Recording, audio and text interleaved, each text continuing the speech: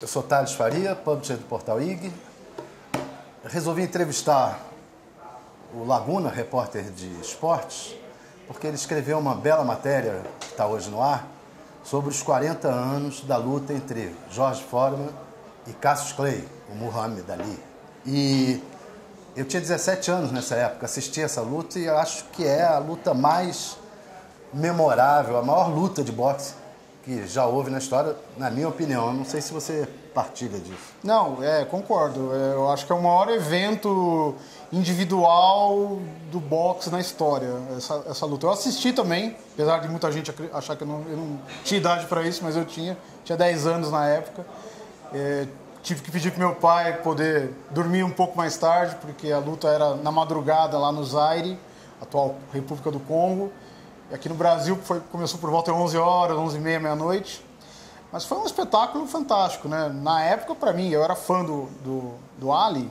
Eu vi um super-herói ganhando, tal, derrotando o inimigo, o Foreman, com aquela cara de mal. Aí, anos depois, você vira profissional, você lê o livro do Norman Mailer, vê o documentário Quando Éramos Reis, começa a ler tudo sobre o assunto. Aí você vê o nível que foi aquele Aí combate. Você conclui que, de fato, ele era um super-herói. Não, ele era, porque o Foreman era muito bom. O Foreman era mais, para mim, era mais forte que o Mike Tyson. Era um gigante. Para você ter uma ideia, teve uma luta do Foreman antes, que foi o Foreman e o Frazier. Ele deu um soco por baixo no Frazier, que o Frazier levantou do chão meio metro. Eu acho que foram 6 vezes que ele levou o Frazier ao chão. Foreman era um monstro. E tanto que o Ali foi para aquela luta também com medo. Todo mundo dizendo que ele ia perder. O Ali, ele tinha a questão psicológica, era muito forte, né? Ele, no fundo, ele sabia que se ele fosse aberto para a luta, ele seria destroçado.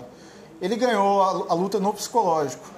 Ele foi treinando durante 2, 3 meses a receber os golpes, porque ele sabia que o Foreman faria isso. E ele também estudou todo o cartel do Foreman, e ele viu que todas as lutas do Foreman, depois que ele tinha sido campeão, mesmo antes, nunca tinham passado do 4º round.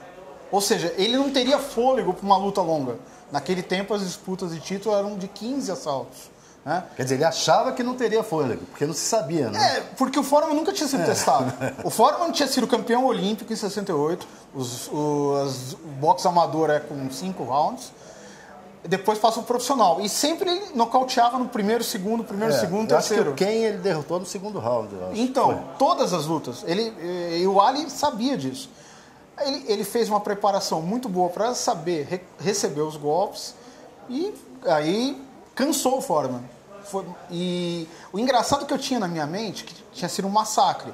Foi mesmo um massacre.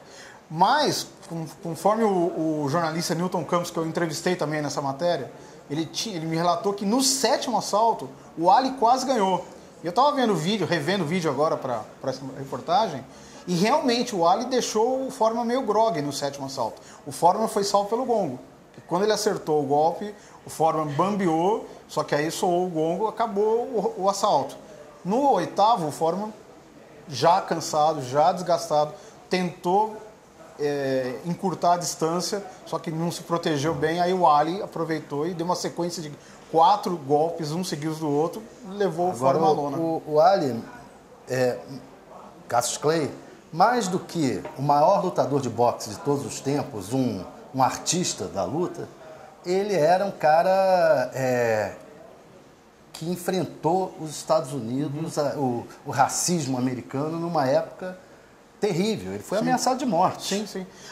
Essa luta, ela colocava em lados opostos um cara, o Ali, que era contra o sistema, que defendia os direitos dos negros americanos, que eram oprimidos ainda naquela época. Se negou a lutar no Vietnã. Se negou, teve o título cassado. E já o Foreman, por outro lado, fazia o jogo do poder. O negro de alma branca. Exato. Ele comemorou a medalha de ouro no México com a bandeirinha americana, etc. Mas se mostrou depois, com o tempo, um cara... Um grande cara também, né? Que ele tinha aquela fama de mal, todo mundo aquele jeito do Mike Tyson, mas ele não tinha a cabeça do Mike Tyson, nunca teve. Ele era muito novo, né, Thales? Ele tinha 25 anos, era quase um garoto, ele não tinha muita certeza do que ele estava fazendo na vida. Depois ele e o Ali ficaram muito amigos, o Foreman admitiu que não tinha como ganhar aquela luta mesmo. Agora vem cá, boxe ou MMA? Eu acho o MMA uma brutalidade. O boxe eu ainda vejo arte. MMA eu acho... Na boxe, sem sombra de dúvidas. E essa luta, ela tira qualquer dúvida sobre qual a nobre arte, assim, né? O boxe é infinitamente melhor. O problema do boxe hoje é a falta de carisma dos campeões, como naquela época. Ali, Foreman, Fraser, Ken Norton, Sugar Ray Leonard, que era uma outra categoria. Hoje a gente não tem isso, infelizmente. Mas o boxe, para mim, está muito acima do MMA. Não tem nem comparação. Bem, vale a pena ler a matéria do Laguna e rever a luta. É muito legal.